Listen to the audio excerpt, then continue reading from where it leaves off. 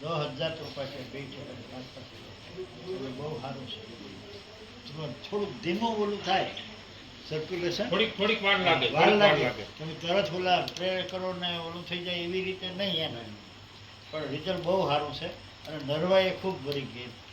પછી આ ઓલી કથીરી અને સફેદ માખી અને મુંડા, અમારે કોરાહા મુંડા બહુ આવતા, એ મુંડા આ ચલાવ્યા નથી. હવે અમારી પ્રોડક્ટની અંદર ટોટલ અમારી પાસે 4 જ પ્રોડક્ટ છે. એવો ઝખીરો નથી ભાઈ આ ન હાલે તો આ લઈ જાવ ને આ નહીં. ટોટલ કંપની 4 જ પ્રોડક્ટ બનાવે છે. અને એમાં જુઓ, આપણે આ જે ઓરેન્જ કલરનું પેકેટ છે એનું નામ ઇન્ફિનિટી છે.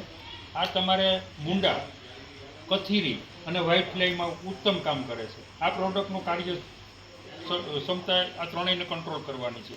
તે પછીનું પેકેટ આ ફંગીસાઇડ તરીકે કામ કરે. માનો કે આપણે થડ પોલા પડી જાય, પછી થડની અંદર નાની નાની જીવાત આવે, ખબર છે, ભૂકી કાઢીને નીચે ફેરાય, પછી આપણે ઓલું ઓઇલ, રસી જેવું ઓઇલ જેવું નીકળે એની અંદર.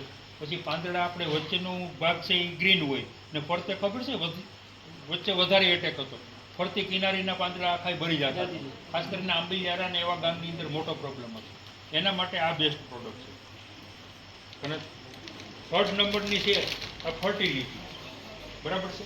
આ ખાસ કરીને બટન શેડિંગ આપણે જે ફાલ ખરે છે એમાં અને નરવાઈ માટે. ટૂંકમાં NPK છે પણ આમાં 11 ટાઈપના બેક્ટેરિયા મિક્સ છે. આ પેકેટ આવે છે એ 250 ગ્રામના આવે અને 2 પેકેટનો યુઝ કરવાનો. 1 એકર એટલે 100 નાળિયેરી માટે. લગભગ આપણે 100ની એવરેજ આવે એકરમાં, 20 બાય 20ના અંતરે.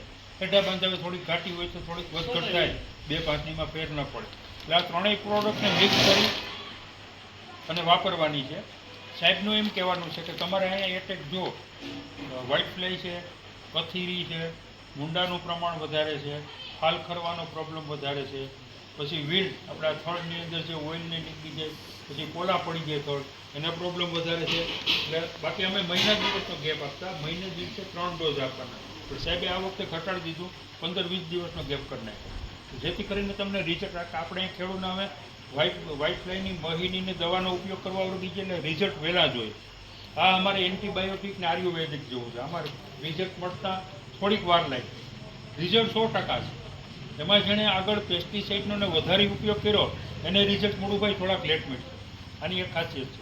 રિઝલ્ટ 100% મળશે.